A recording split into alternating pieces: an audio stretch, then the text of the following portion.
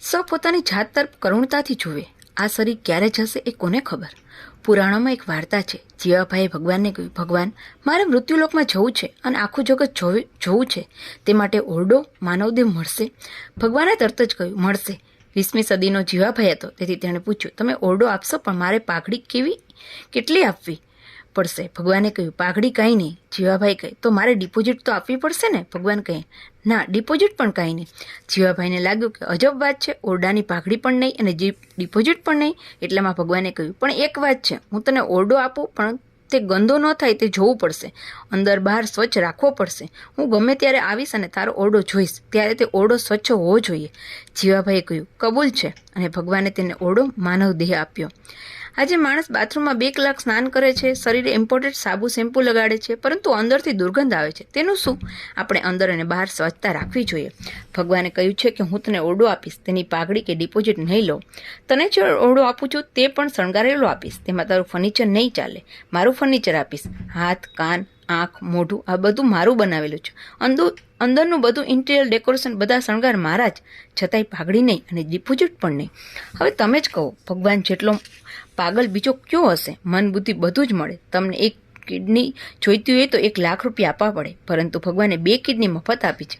આ બધો વિચાર કરીએ તો લાગે કે ભગવાન કરુણામય છે. શરીર વિજ્ઞાન શાસ્ત્રનો અભ્યાસ કરેલા ડૉક્ટર પાસે જઈએ તો ખબર પડે કે ભગવાનની આપણા ઉપર કેટલી કરુણા છે. ડૉક્ટર હોવા છતાં જે નાસ્તિક છે તેની પાસે બુદ્ધિ ઓછી છે. ભગવાન કહે છે કે હું શણગારેલો ઓરડો આપીશ, પણ હું તને ઓરડો ખાલી કરવા કહું ત્યારે તે ક્ષણે ઓરડો ખાલી કરી આપવો પડશે. હું તને નોટિસ આપીશ, પણ કદાચ નોટિસ ન આવે તો તું મને અદાલતમાં ખેંચી નહીં શકે. તને નોટિસ ન મળે તો તેનો અર્થ કે માણસે સદાય મરણ માટે તૈયાર રહેવું જોઈએ. ગડપણ આવે એ નોટિસ છે. યમરાજના દૂતો એ જરા ગડપણ અને કાન પાસે આવે ત્યારે માણસ બહેરો થઈ જાય, તેને ઓછું સંભળાય છે. યમનો દૂતો કાન પાસે આવીને કહે, આજ સુધી જે કાંઈ કર્યું તે ભૂલી જા, હવે તો કંઈક કર. તમે સાંભળો, બીજાની સ્ત્રી અને બીજાનું ધન લેવાની ઈચ્છા છોડો અને રમાનો નાથ જે વિષ્ણુ છે તેના ચરણ કમળને ભજો. જેણે મને જગતમાં મોકલ્યો છે, જે મારું જીવન ચલાવે છે, તેને જ હું ભૂલી ગયો છું અને એમાં હું ગૌરવ માનું. તેના જેટલી ખરાબ વાત બીજી કઈ હોઈ શકે? માણસ નાપાસ થયા પછી નાપાસ થવામાં ગૌરવ માને, તેના કરતાં વધારે અધપતન બીજું ક્યું હોઈ શકે? જેણે મને જન્મ આપ્યો, પાળ્યો, તેને યાદ કરવો જોઈએ. તેના હૃદયમાં પોતાના માટે અને બીજાના માટે કરુણા છે. તે કરુણ છે.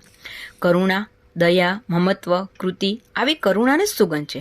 જેનું ચિંતન કરવા માટે ભગવાને આવી કરુણા નિર્માણ કરી, જેનું ચિંતન અમે કરતા નથી. માણસ વિષય ચિંતનમાં મસ્ત છે, પણ ઈશ્વર ચિંતન સૂચતું જ નથી.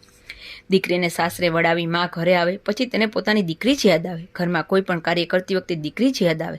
આને જ ચિંતન કહેવાય. આવી રીતે કોઈ પણ કામ કરતી વખતે ભગવાન યાદ આવે તો તેને ચિંતન કહેવાય. લોકો સમજે કે બારી બારણા બંધ કરી રામ રામ કરવું એ ચિંતન છે.